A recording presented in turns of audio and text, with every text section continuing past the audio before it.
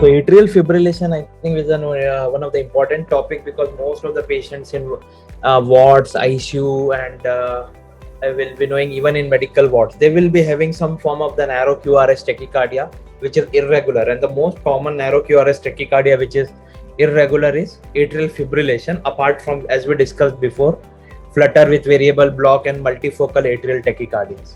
But today we'll discuss upon the atrial fibrillation, why it is important, how to diagnose it, and how to manage it, and what are the various aspects of management. So it's a supraventricular tachyarrhythmia, as we know, with an uncoordinated atrial activation, and it is an ineffective contraction. So that is one important thing, because we know, as the name suggests, fibrillation, it's all the different part of the atria. It's divided into various circuits, and they are having an uncoordinated activation. And we know on the ECG we see irregular RR intervals, absence of distinct repeating P waves. Sometimes we can see P wave. Many people tell that there are P waves which are actually not a P waves, but they are F waves. F waves are fibrillatory waves. So we can have fine fibrillatory waves and we can have coarse fibrillatory waves. Fine fibrillatory, it is very less than 0.5 millivolts, whereas the coarse fibrillatory, there are more than 0.5 millivolts. So that is one important thing. We should not tell it as a P wave, but you should tell it as a F wave. And also we have a low amplitude fibrillatory wave. Now, one of the important clinical thing which you should know in exam, whenever you have such a case, you should always see the ECG. And on the ECG, if any irregular tachycardia is there, we know that the ECG, 12 lead ECG is around 10 seconds. And you calculate the number of RR intervals in that 10 seconds and multiply it by 6. So this is how we calculate in ECG ventricular rate in presence of atrial fibrillation. So that is one thing which you should all know. And some people do, there are various ways, that 300 and all, but this is the one of the easiest way which you can do. Now, as we know, the atrial rate is very high in atrial fibrillation. It's around 300, and it can sometimes rarely go up to 600 beats per minute. However, the ventricular rate is something which is important. We know the ventricular rate in the AF is usually something between 100 to 160, and anything which is more than 100 is called atrial fibrillation with fast ventricular rate, and anything which is less than 100 usually is atrial fibrillation with slow ventricular rate. However, there is a variant of AF where it is a WPW with AF. We know that is the only broad QRS tachycardia which is irregular. That is AF with WPW, where the ventricular rate can go beyond 250, and that is one of the where the patient can present with palpitation and syncope. So that is one thing which is very important. Now, third important thing is, if you are having a patient with AF and now his RR interval has suddenly become regular, then few things you have to think of. So AF with regular RR, you have to think of first is complete heart block. If AF patient who developed complete heart block. Second, in a pacemaker, a patient with AF is having a pacemaker, then the rhythm will become regular. And third thing is digitalis toxicity. So these three things are very important in a patient who has AF and whose RR interval becomes regular. So pacemaker rhythm, complete heart block, and digitalis toxicity are something which you should know. Now, this is what I told you. So even in the presence of AF and a regular RR, you will be able to see the presence of fibrillatory fine or coarse P waves. So that is one thing which is important. Now, there are hemodynamic consequences in presence of AF. So it can be because of the suboptimal ventricular rate control. That is, it can be either too rapid or too slow. We know sometimes there is something known as a sick sinus syndrome, where the most common, where one of the variants is tachybrady syndrome. So the tachycardia is the most commonly atrial fibrillation, and then the bradycardia aspect also. So that is one thing which is important. Then loss of coordinated atrial contraction, beat to beat vary. Because of the AF, there is a beat to beat variability in ventricular filling, and that is why we get the varying intensity of the first heart sound. Then we have sympathetic activation. So these are the various hemodynamic consequences. Now, second thing is loss of atrial contraction. Now, the atrial in a patient who's there is no structural heart disease, the loss of atrial contraction may not have much effect because it decreases the cardiac output for sure. But in a patient whose left ventricle is not good, like a patient who has severe LV dysfunction, in a patient who has mitral stenosis, in a patient who is aortic stenosis or severe hypertrophic cardiomyopathy and restrictive cardiomyopathy. In this patient, as already the ventricular compliance is poor, so if the atrial contraction is also gone, the patient will have very low cardiac output and will go for pulmonary edema. So this is one important thing which is important there. Now, why is knowing about atrial fibrillation is important? Because the prevalence is very high. It's 3% adults over 20 years, 20 and above. So that is a big number. So out of 100, 3 may have about 20 years, whereas the incidence is 0.1% per year before 40 years. So before 40 years is 0.1% per year, which is again a big number. And it's more than 2% per year above 80 years. So the incidence increases as the age increases. That is something which we should know, that the AF increases as the age increases, and there are many factors, because LV hypertrophy, LV becomes a non-compliant, diastolic dysfunction. Because of that, LA size increases, which is one of the important factors for atrial fibrillation. Now, in terms of morbidity and mortality, AF causes twofold increase in the risk of all-cause mortality in women, whereas 1.5-fold in men. So it is definitely one of the important predictors of mortality in any disease. It causes 5 times increased risk of stroke, and that is why management of anticoagulation is very important. As heart failure and sudden deaths are very common, morbidity is heart failure and stroke. 20 to 30% patients with ischemic stroke have AF. So suppose you are seeing a patient in a neurological ward and who has a ischemic stroke. We are not talking about the lacunar stroke. We are talking about the non-lacunar stroke. So in all those cases, if you have a baseline sinus rhythm, you should always do a Holter monitoring for at least 72 hours. So the guideline says it should be done for at least 72 hours of Holter. And if you do in 100 patients, 20 to 30%, you will definitely find a atrial fibrillation. And why that is important is again to anticoagulate them. So the average stroke rate is 1.5% and annual death rate is 3% in anticoagulated AF patients. So even on anticoagulation, the risk of stroke and the mortality is still there. And AF in asymptomatic patient can cause the white matter lesions, cognitive impairment, depressed mood, and decreased quality of life. So these are the other neurological manifestations of atrial fibrillation. Now, the incidence and prevalence of AF in women is low. However, the death is similar or higher as compared to the men. Though the incidence and prevalence is low, the mortality is almost same or more than the male population. And bleeding risk is similar both in the males and female population.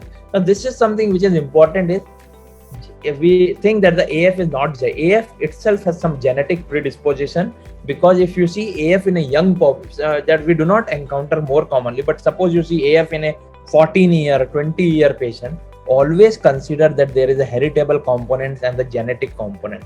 Now there are many cardiomyopathies which have AF. Then many channelopathies like Brugada syndrome and all, they have associated atrial fibrillation. And the more common genes which are associated are PITX2 and abnormalities in the sodium and potassium channels. And that is why Brugada has commonly associated with AF because of the sodium channel involvement. So that is something which you should know is genetic predisposition to AF. Now we know there are structural abnormality, any disease, let it be ischemic heart disease, valvular heart disease, congenital heart disease, pericardial disease, or cardiomyopathy. They all produce a structural abnormality in the left atrium. And then we have functional abnormality. So both the anatomical and functional abnormality can be there, which lead to the AF. And as we discussed in the previous class, all the mechanism of AF is re-entry. So we have different heterogeneities in the refractory period in the LA of the various fibers which cause a re-entry, and that is what produces AF. So in a dilated LA, there is microfibrosis which causes the re-entry. Now, as I again told you, cardiac factors called the atrial structural abnormalities, and then there can be extra cardiac factors. All of them leads to atrial dilatation, increased stress, and increased LA pressure. So the important thing is microfibrosis and inflammation and the hypertrophy inside the atria, which causes a micro re-entry circuit. It's not a macro re-entry, but it's a micro re-entry circuit.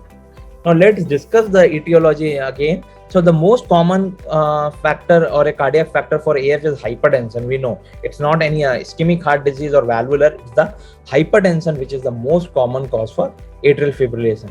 Then we have the coronary artery disease, valvular heart disease. Most common is the mitral stenosis, followed by we can have MR, AS, AR. All those can have in the later stages.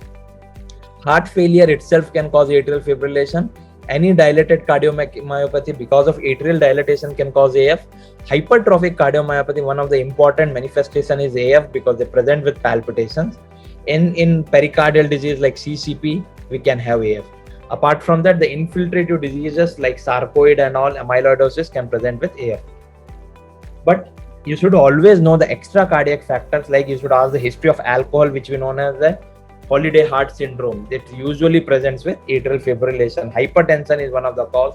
Obesity is one of the important cause for atrial fibrillation. Obstructive sleep apnea.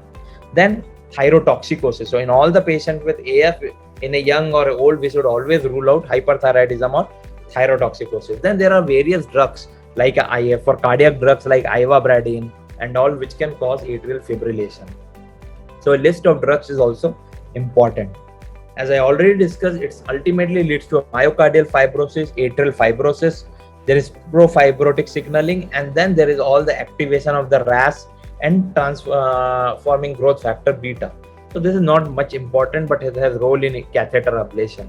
So I have already discussed the mechanism. Let's just any extra cardiac factors can lead to atrial fibrosis, dilatation, hypertrophy, inflammation, and then we can have increased heterogeneity of the fibers in the atria, which causes the micro re-entry circuit inside the atria.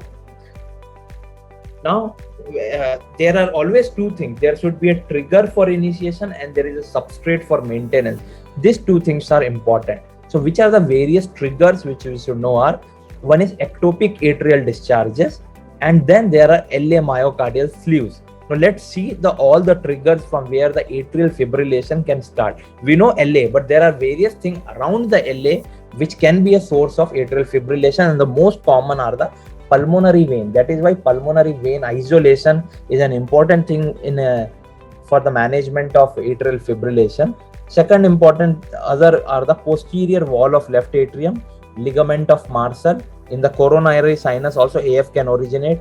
SVC, IVC junction in the vena cavas. Then we can have in the septum, interatrial septum, and the appendages like the LA appendage or even the RA appendage. So these are the various triggers or the initiation of atrial fibrillation. As you can see in the figure, the sinus node, this is a coordinated atrial activity. Whereas in presence of atrial fibrillation, because of the different heterogeneity of the conduction velocities, conduction refractory periods are different, there is a re-entry circuit. So it is also known as the wavelet theory. There are different wavelets which are traveling. It's also known as the wavelet theory and or the rotors. I don't want to go too much into the details into the pathogenesis, but that is important thing is re-entry, micro re-entry. Now many a times you will encounter this something known as the vagotonic AF. The patient may present to emergency department with AF, and you will ask that there will be a history of vomiting. So sometimes vomiting and all can cause atrial fibrillation, and the important thing is it is due to a vagal mediated AF. Also sometimes because during sleep or following food they can have AF. One of the important thing is digitalis is cause vagotonia and can cause AF. One of the important treatments is disopyramide. So the disopyramide has a vagolytic action and it can be used for the treatment of vagotonic AF.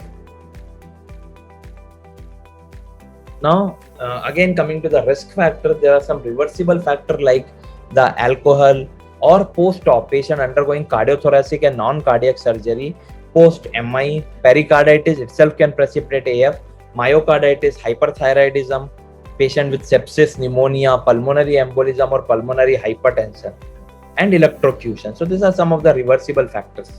Now how do the patients with AF present? The most common, sometimes they will be asymptomatic. You just see a ECG and then you find a AF if their ventricular rate is low. However, because of the fast ventricular rate, because of the LV filling is not there, the patient will have low cardiac output and can present with fatigue. Then they can also present with palpitation, and most of the time they describe this as irregular palpitations. And because of in patients who have LV dysfunction, aortic stenosis, hypertension, HCM, if AF is there, so as I told you, they may have a higher tendency to go for pulmonary edema, and they may present with dyspnea. Because of the high ventricular rate, because of the low cardiac output, patient may present with syncope and hypotension, and they can present with heart failure either because of increased pulmonary wedge pressure increases, or because of tachycardia. A patient who is normally LV, because of if he is in long time in atrial fibrillation, it can cause something known as tachycardia cardiomyopathy, and that is one of the important cause of heart failure. And many patients present with just stroke. They present with stroke, you see ECG, they have AF. So these are how various the AF can present itself as. Now that is something which is important, is physical examination. So what are the things which you have to look in presence of AF is, when you do examination, pulse is most important, because irregular pulse goes in favor of AF. And then you should see the apex pulse deficit, because normally the apex pulse deficit is more than 10 in presence of AF. However, less than 10 doesn't exclude AF. We say the less than 10 apex pulse deficit usually is ventricular ectopic. However, if the AF has slow rate, like in patient on calcium channel blocker, beta blocker, or if AF only has a low rate, then you may not get a apex pulse deficit. Because of the variable filling of the LV, we get a varying intensity of the first heart sound. And the most important thing is JVP, there is an absence of A wave and a blunted or absent X descent. So these are the things on physical examination which you should know, but you should also see all the peripheral pulses, because AF itself can lead to embolization. So all the peripheral pulses are there or not. Now, coming to the important clinical part of the AF, we have the AF classification. Now this classification is something which is very overlapping and sometimes be confusing. But for a gross thing, the AF is classified as paroxysmal, is one which lasts less than 7 days. However, and the persistent is one which is more than 7 days. And it's not like that ki paroxysmal AF are the one which do not need treatment and can recover by themselves. Even if you give cardioversion, or even if you give drugs like amiodarone, and if the patient AF becomes sinus rhythm, then also it is a paroxysmal. It's not like without treatment they should revert. However, if it persists more than 7 days, then it is known as a persistent AF. Long-standing AF is the AF which is more than 1 year, and a permanent AF is AF which lasts more than 1 year, but even after you give all the anti-arrhythmic drug, anticoagulation, there is no reversion to sinus rhythm. So in a permanent AF, the difference is all the therapies like DC cardioversion or antiarrhythmic therapy has failed to convert to the sinus rhythm. Now there is no point of achieving a rhythm control in such case. So that is something which is a permanent AF, whereas a persistent AF is something which is more than 1 year. And then we have another classification as a valvular and non-valvular AF. Valvular AF are all rheumatic heart diseases, rheumatic valvular heart diseases like moderate to severe MS, MR, AS, AR, and patient who have patient who are on mechanical valve. Sometimes in some classification, a mechanical valve is still considered as a valvular AF, but for all practical reasons, both the mechanical and bioprosthetic valves are considered as non-valvular AF. But still, we do not give anticoagulation for we do not give novel oral anticoagulant for this, because still in some classification it is still considered as a valvular AF. Now again, coming to that, the AF that terminates spontaneously or with intervention within 7 days of onset is called paroxysmal, and these episodes may recur with variable frequency. Persistent is something which is sustained beyond 7 days. A long-standing persistent is more than 12 months, more than 1 year in duration. And a permanent is acceptance of AF so you have accepted that the AF is there, and you do not no longer want to maintain the sinus rhythm because all the attempts have been failed. Now again, what is a non-valvular AF is AF in absence of a rheumatic mitral stenosis. So there were many controversies, but they told only moderate to severe mitral stenosis is considered as valvular. Any mild rheumatic mitral stenosis will still be considered as non-valvular. Even a mild MR, which is rheumatic, will be considered as non-valvular. Bioprosthetic is definitely a non-valvular AF, and after a patient undergoes mitral valve repair, not replacement, repair, it is considered as a non-valvular AF. So these are the various clinical types of AF as I discussed. It can be secondary to the structural heart disease like valvular, ischemic, coronary artery disease, cardiomyopathy, pericardial disease, congenital heart disease, or there can be a focal AF. Then we have polygenic AF, some of the genetic AFs.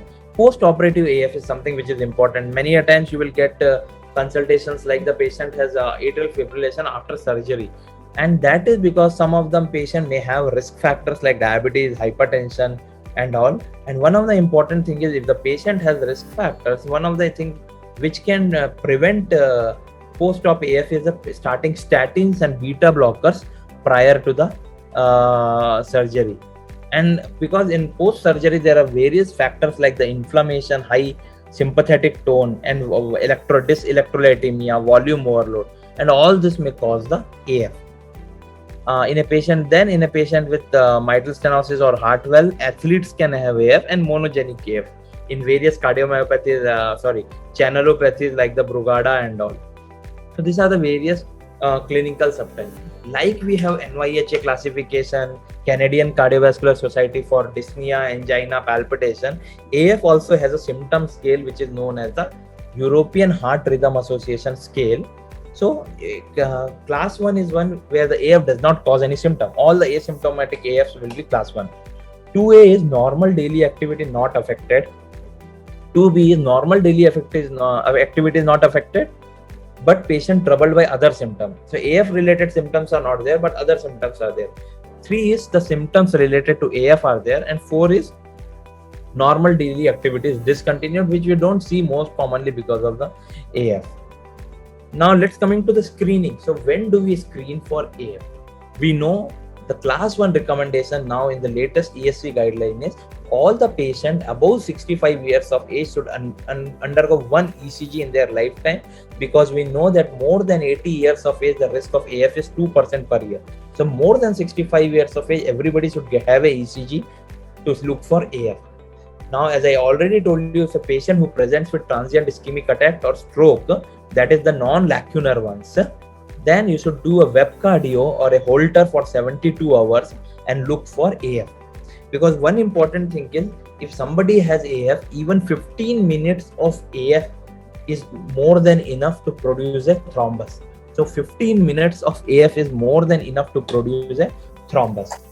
And when do we call a patient has AF on a web? Suppose a sinus ECG doesn't show AF and a Holter rhythm shows 30 seconds of AF. So if it is 30 seconds also, then you can call it a AF.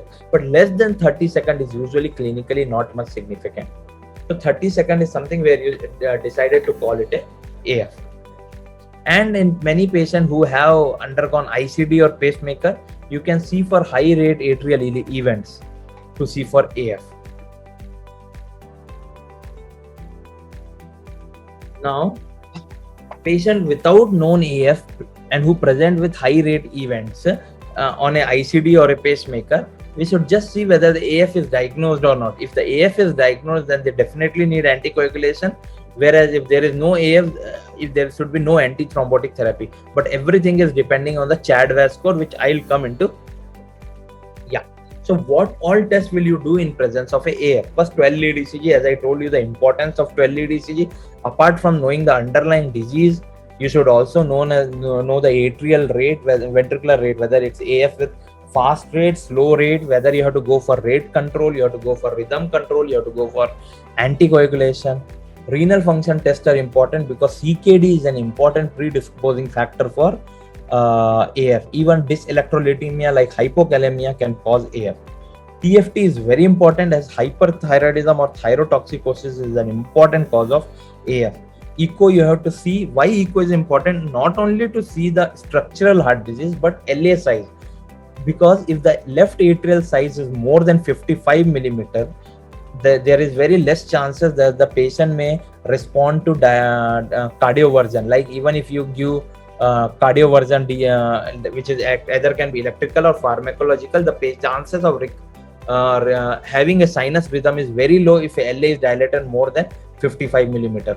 And the ambulatory ECG Holter in a group of patients like stroke, and TEE.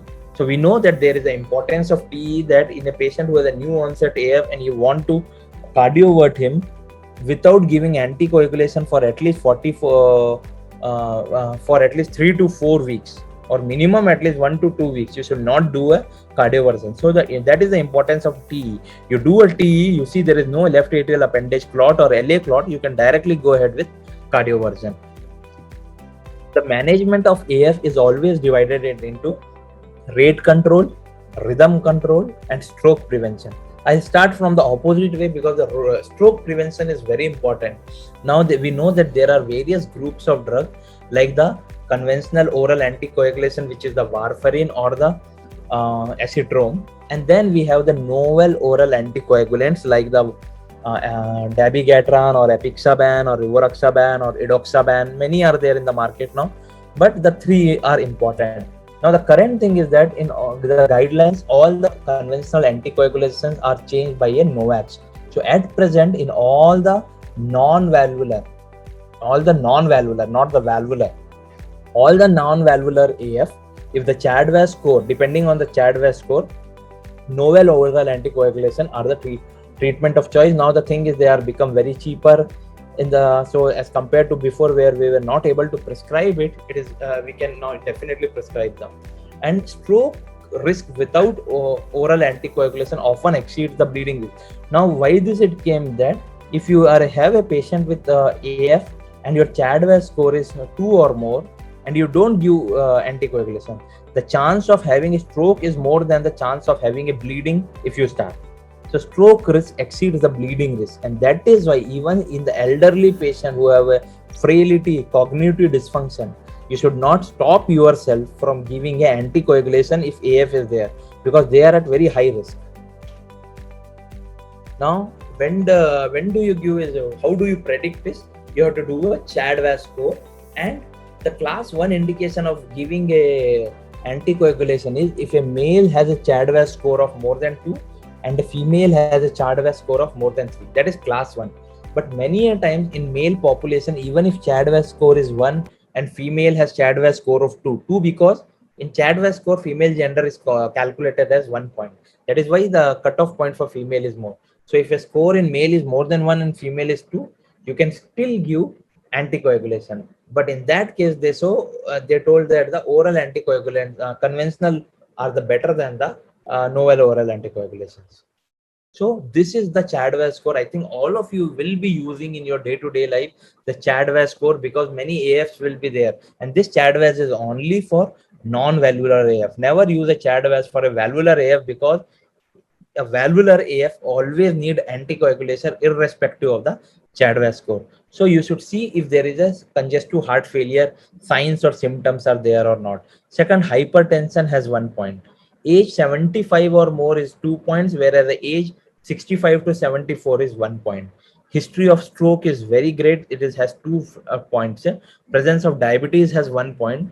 Vascular disease anywhere in the body, carotid, coronary, abdominal aorta, peripheral, anywhere is 1 point, whereas a female sex is counted as 1 point. So that has a CHAD-VAS. And why this CHAD-VAS is important is, as the CHAD-VAS score increases, the annual risk of stroke, that is the percentage per year, increases. So we have a total of CHAD-VAS which can go up to 9, and so you can see the stroke risk is almost 20% per year if you have a CHAD-VAS score of 9, whereas a CHAD-VAS score of 1 to 2, or you can see the CHAD-VAS score of up to 4%, up to 2 has 4% per year risk. So that is important, that as the CHAD-VAS score increases, the stroke risk per year increases. So this is something which I was telling you. If you have a mechanical heart valve or a moderate to severe mitral stenosis, if that is there and AF is there, then you do not have any other option. You have to give conventional oral anticoagulation.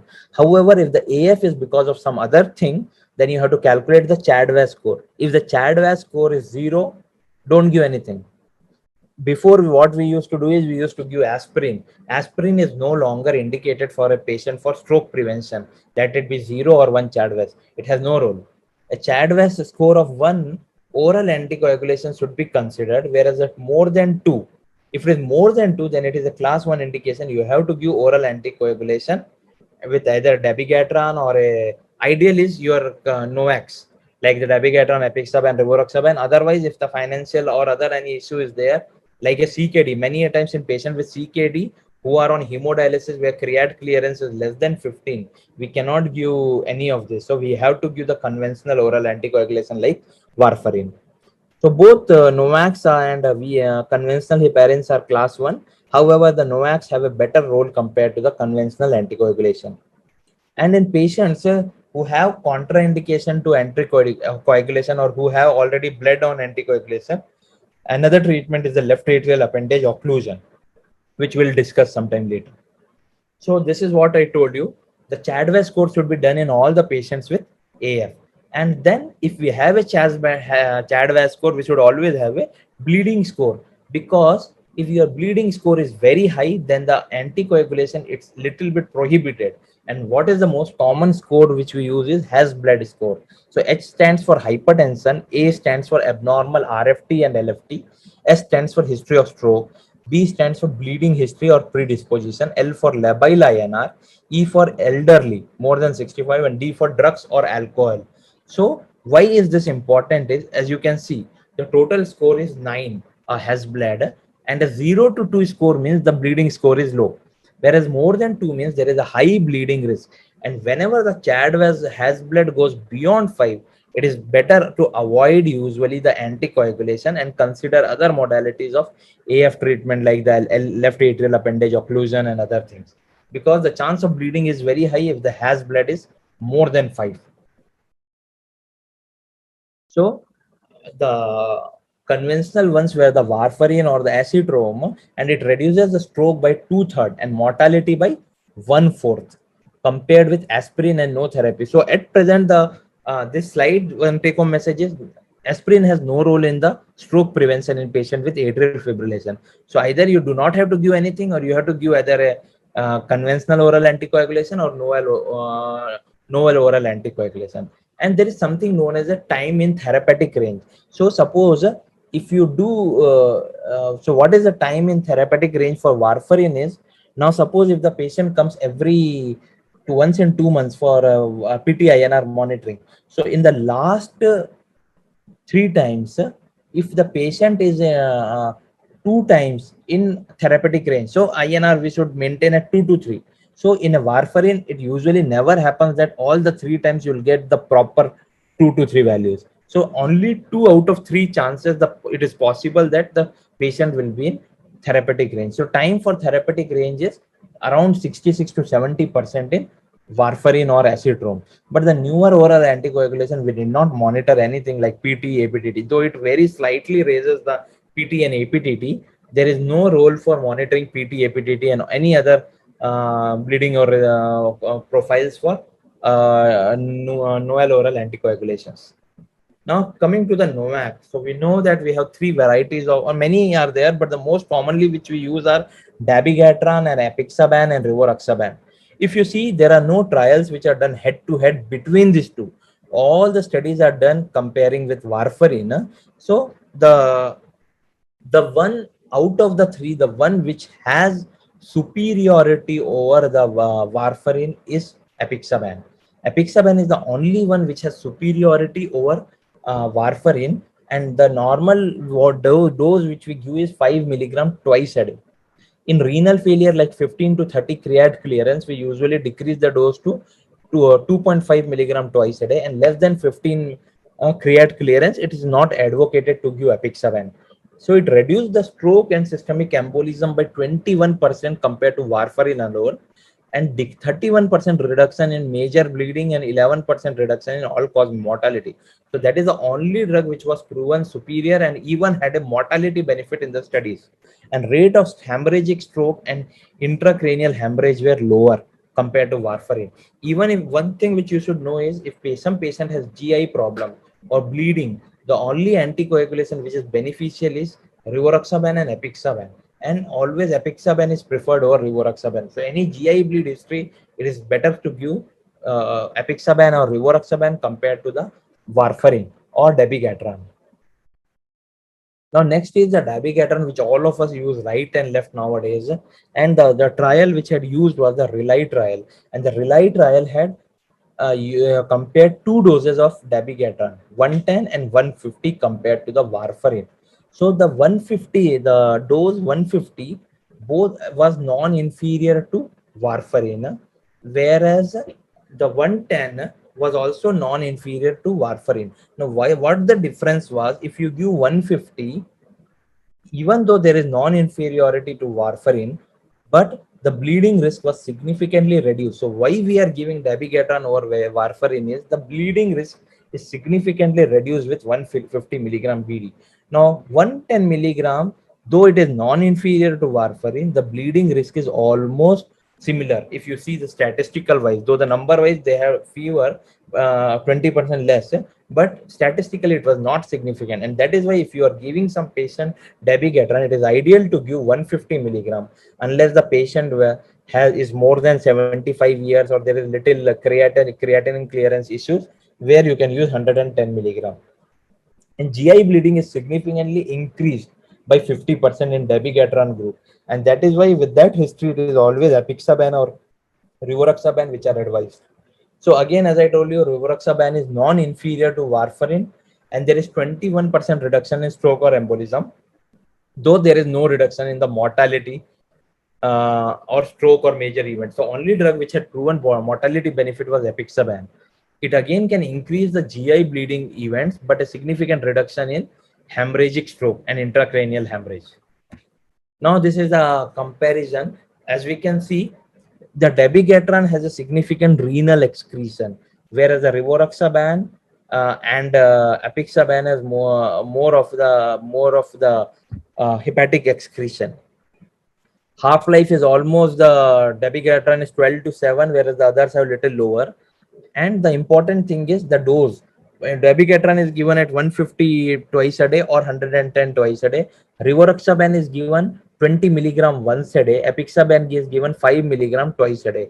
But important thing is, once your creatinine clearance is less, you should avoid all this drug except the apixaban, which is the only drug which is little bit safer with even a lower creat clearance. Some people use it even in patients who are on dialysis, as it is excreted by somewhat by kidneys.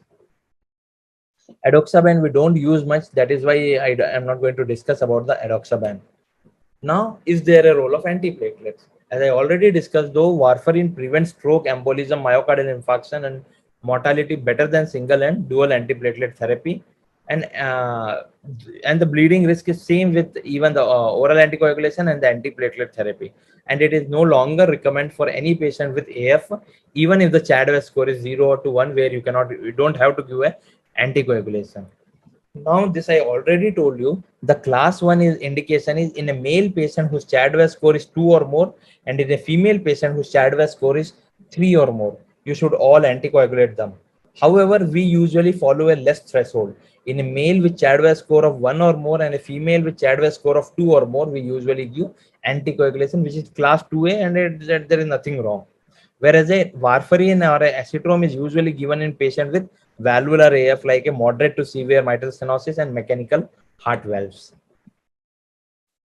Then again, when the oral anticoagulation is initiated in AF, who is eligible for NOAC, a NOAC is recommended in preference to vitamin K antagonist.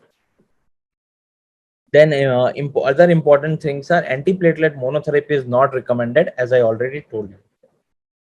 Now, as I told you, if suppose a patient is taking warfarin or and has bled on warfarin, then usually the next recommendation is a NOAC, novel oral anticoagulation. However, if a patient still bleeds on NOAC also, then one of the option is a left atrial appendage closure, because in most of the patient with non-valvular, we usually do it in a non-valvular AF, because the 80% of the thrombus forms in the left atrial appendage, and only 20% of the thrombus forms in the atrium. That is why if you device close the left atrium, it may helpful for the prevention of stroke, but there is no mortality benefit. That we should know. And even the use of anticoagulation you can stop. And then there is another important thing is the surgical. So many patients who have mitral stenosis, mitral regurgitation and all, who are undergoing surgery like MVR, if they have a atrial fibrillation, what surgeons do is surgeons excise them. They exclude the atrial appendage. They remove the atrial appendage. So that is one thing which can be useful during the open heart surgeries. So after surgical occlusion or occlusion of exclusion of LA, it is recommended to continue the oral anticoagulation in at-risk patient. Now, how do you manage the bleeding patient? So suppose a patient is on either a warfarin acetylene or on a NOAC, and patient is bleeding. So we have to see how minor is the bleeding or how major is the bleeding. Minor bleeding, we do not have to worry much. We should just stop the acetylene for a day or two, and then till the INR is less than 2, we should not restart it. If the bleeding is moderate to severe, we know that usually if the INR is more than 4 and the bleed and any bleeding is there, we should ideally replace it with a FFP, that is a fresh frozen plasma. But we should try to delay adding vitamin K, because once you give vitamin K, the patients there will be a suppression in the formation of the clotting factors, and then again it becomes very difficult to again increase the INR. So as much as possible, delay by giving it FFP, which has very short duration of action. So vitamin K should be given only in intractable cases of bleeding. And a fresh frozen plasma or a single donor plasma or a platelet precipitate can be given. In NOACs, we do not have much option. Once the patient bleeds, though the antidotes are there, they are very costly and it is very difficult to get them also. So if your patient bleeds on NOAC, you have no other option. You just have to stop the NOACs, and then you manage symptomatically, like manage the blood by giving either the fluid or a dextran, those type of thing, or a blood transfusion, or a, and then platelet and all. FFP doesn't help much in those cases.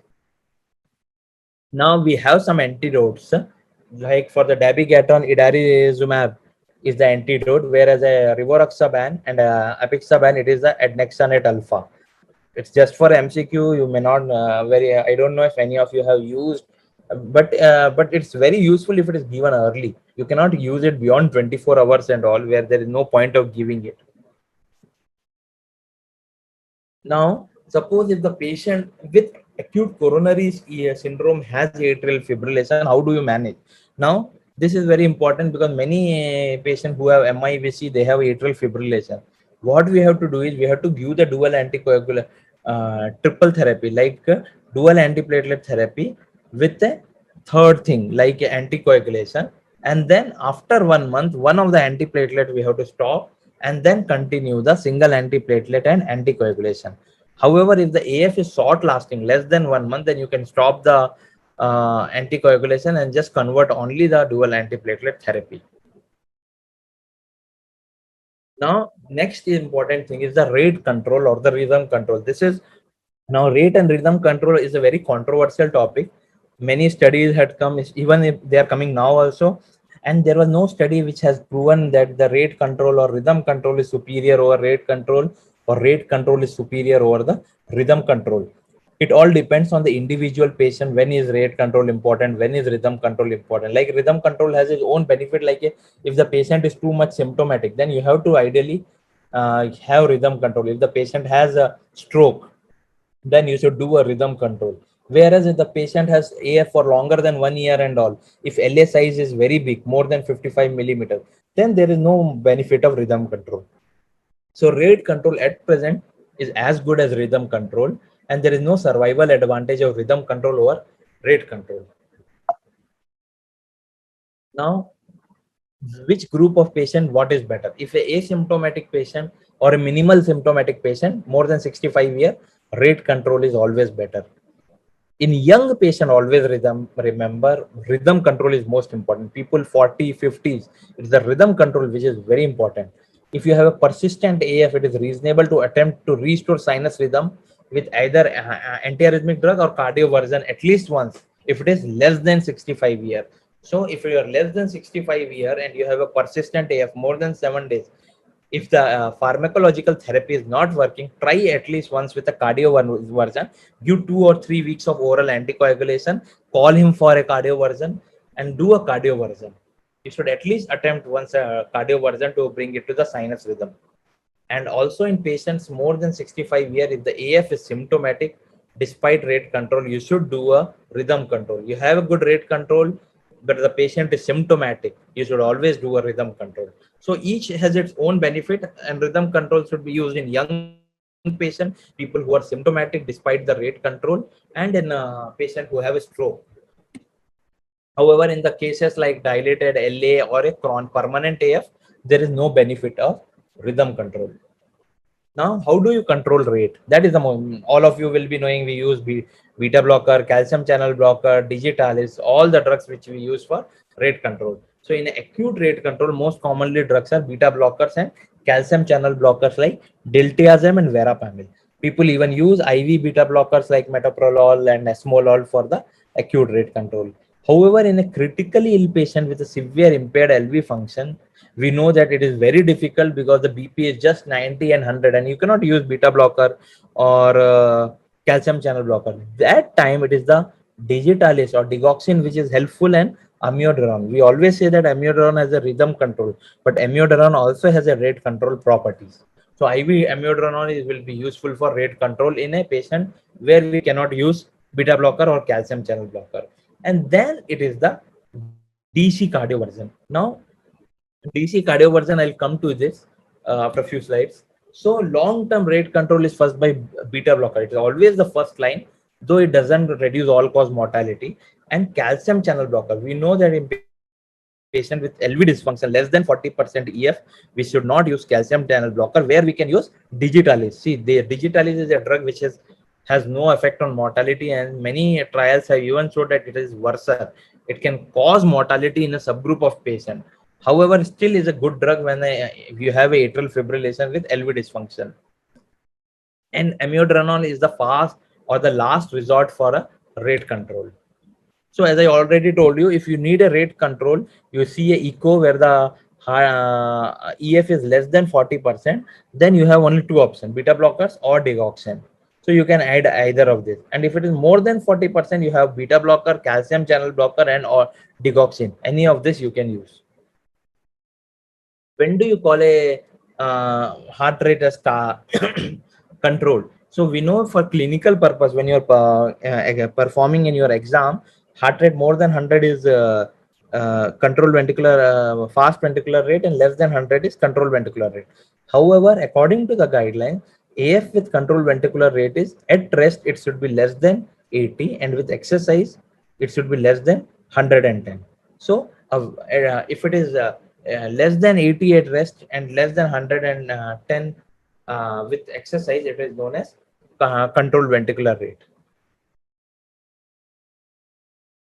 Now let's go to the rhythm control.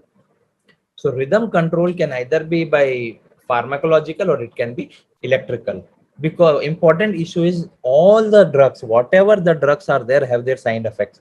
Class 1A, 1C, class 3, all have their side effects like QT prolongation, QRS duration increase, and other side effects. So side effect is something which is very problematic, and that is why many a times it's the DC cardio version, like the electrical cardio version, which is better. And you should always remember that DC cardio version is always better than the pharmacological cardio version.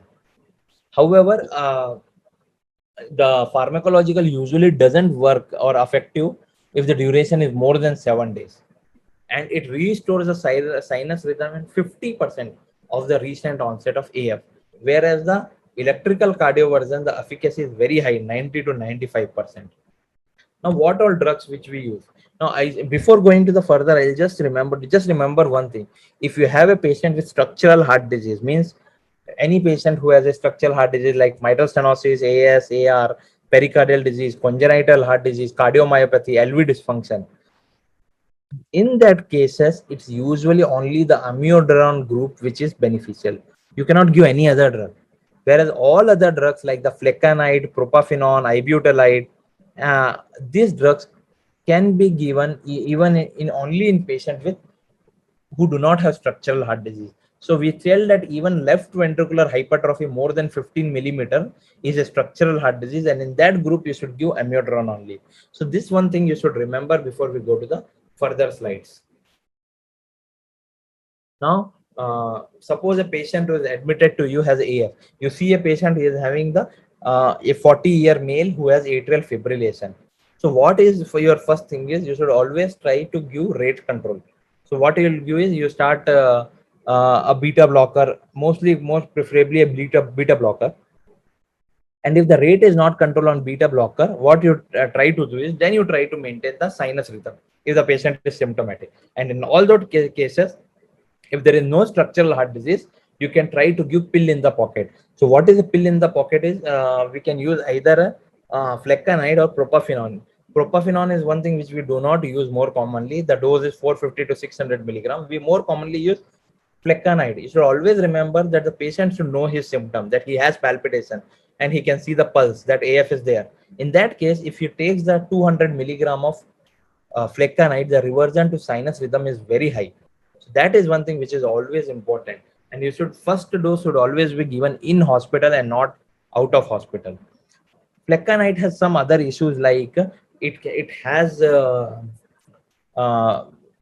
anti-vagal activity, and it can suddenly increase the heart rate. That is why whenever you are giving flecainide to a patient, you should always try to give some AV nodal blocking drugs, because flecainide can increase the rate of AV node.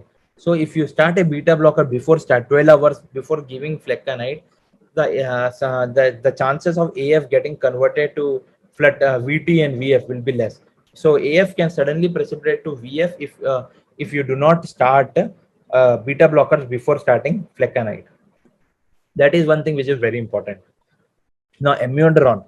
Many a times we use amiodarone. I think all of you will be knowing the dose of amiodarone.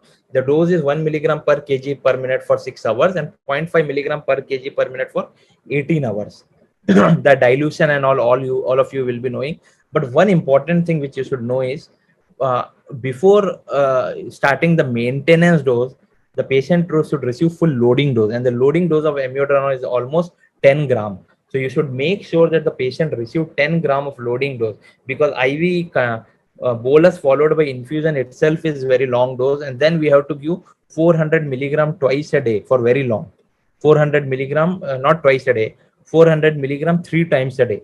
So if you give loading dose infusion followed by 1 week of 400 milligram 3 times a day, you will reach the 10 to 15 milligram of loading dose, and then only you can start the maintenance dose, which is 200 mg BD followed by 200 mg once a day. And that is how amiodarone should be given. Amiodarone has a lot of side effects. If you know the acute side effect, it can cause QT prolongation. So that is one thing. And second is it can cause bradycardia. These two are the very important side effects: is QT prolongation and bradycardia. Then we know there are other side effects, like it can cause pulmonary fibrosis, it can cause hepatotoxicity, it can cause hyperpigmentation, it can cause corneal deposits. So these are the other side effects of amiodarone which we should know, apart from the common ones like the bradycardia and AV blocks, as well as the yeah. And when you give amiodarone, always make sure that you give in 5% dextrose and not the normal saline, because the amiodarone salt, it can cause thrombophlebitis. So you should always give in 5% dextrose. The reason being 5% dextrose doesn't cause much hypotension unlike normal saline, and it doesn't cause phlebitis. Propafenone is not much commonly available and we do not use it much commonly. So we have flecainide, which is better than propafenone. Ibutylide is a drug which is a IV parental form of, you can say, flecainide. So ibutylide is one drug which, where if you admit a young patient and you want to change it to sinus rhythm, so what you have to do is you have to admit the patient, do a transesophageal echo. If you do a transesophageal echo, you should rule out a LA clot, and after that you can give ibutylide, and the dose is 1 milligram over 10 minutes. And you can sometimes repeat a dose of 1 milligram. You should make sure patient doesn't have hypokalemia, hypomagnesemia, because it has a high tendency to cause QT prolongation and torsades G points. And that is why you should avoid in patients with baseline QT prolongation, hypokalemia, and hypomagnesemia.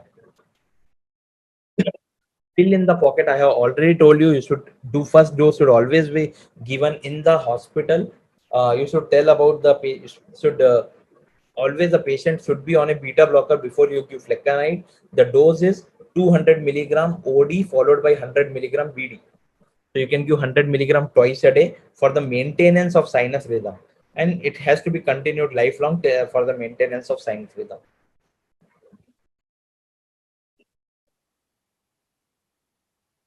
Now coming to the electrical cardioversion, this is very effective as compared to the pharmacological cardioversion.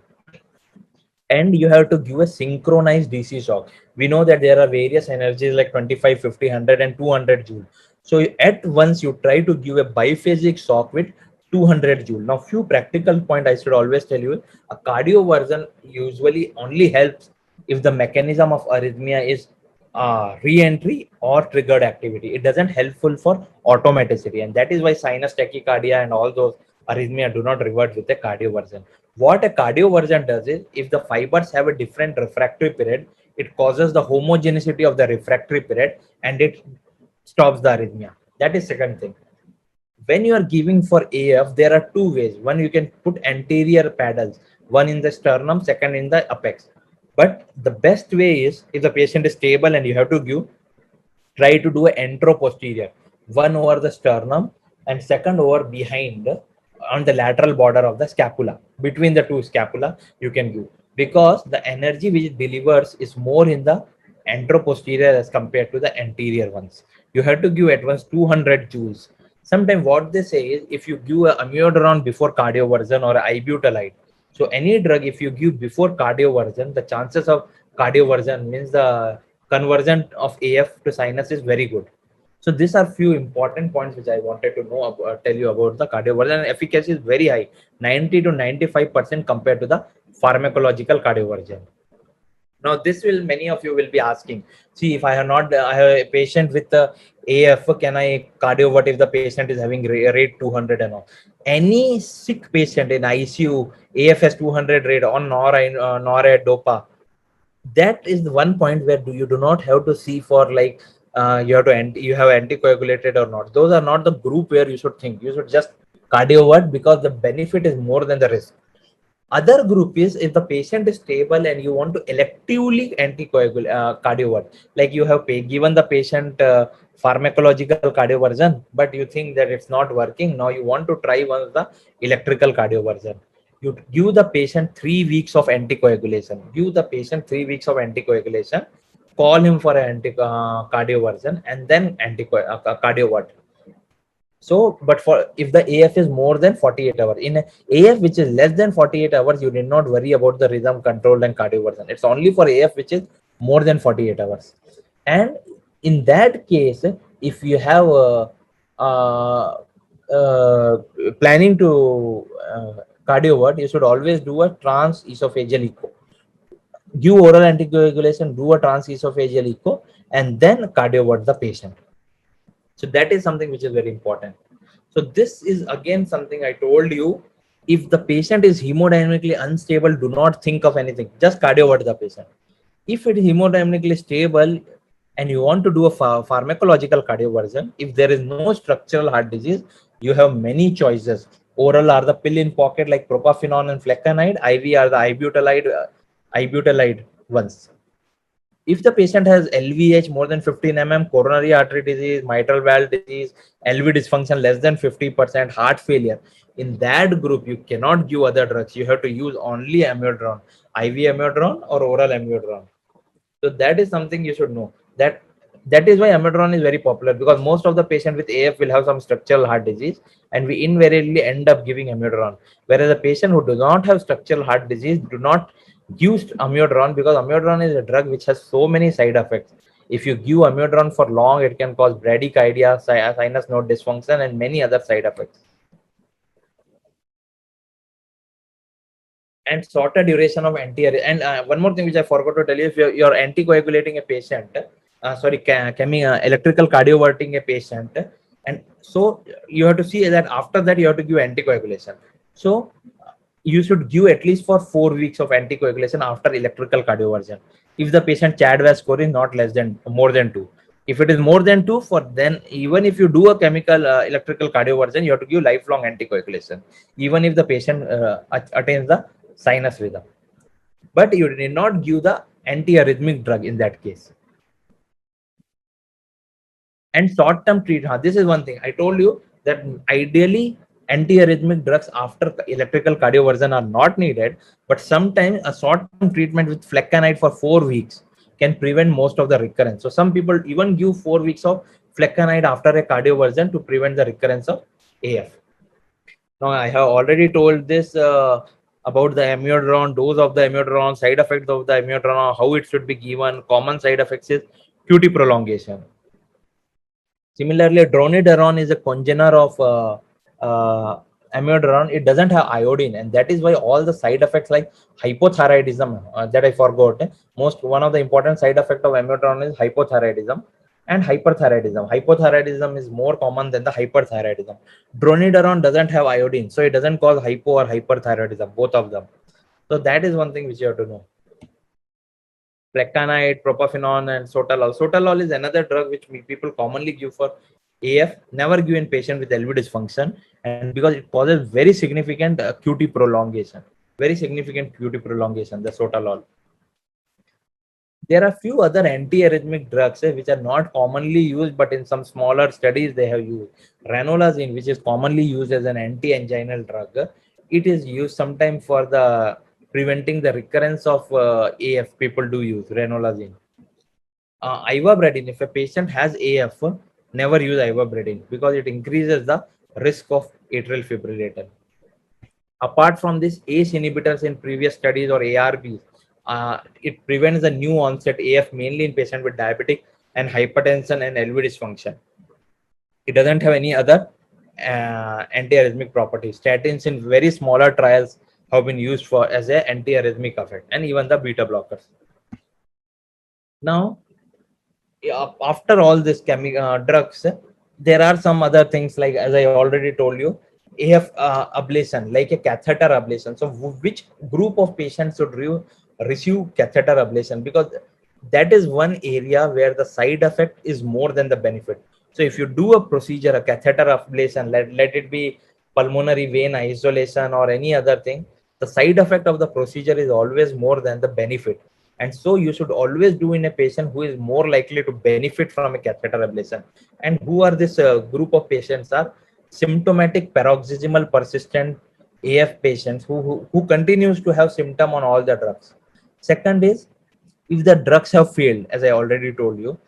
Third is young AF, people who are 30, 40 years, young AF who do not respond to drugs for them. And if the AF is associated with tachycardia, cardiomyopathy, if there is a persistent AF which is causing cardiomyopathy, then you have to ablate the AF.